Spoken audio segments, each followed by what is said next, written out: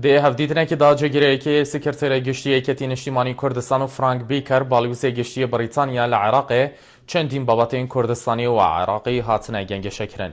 ژالیە خوڤە کوسرات ڕەسوول عەلی جێگیرەیەکی سکرتێرە گشتیە بەحسا ڕەوشە کوردستانی وان قەیرانێن سیاسی و ئابووری کرد و لە هەرێما کوردستانی هەنە و گوتی یەکێتی نیشتیمانی کوردستان هەردەم پشکێک بووە ژێ چارەسەریە و بزەڤانێزیکردنا لەیەناندایە و باوەری بێپێک بە ژیانە ئاشتیانە و چارەسەریان هەبووە بە ڕێکەدانووساندنێ.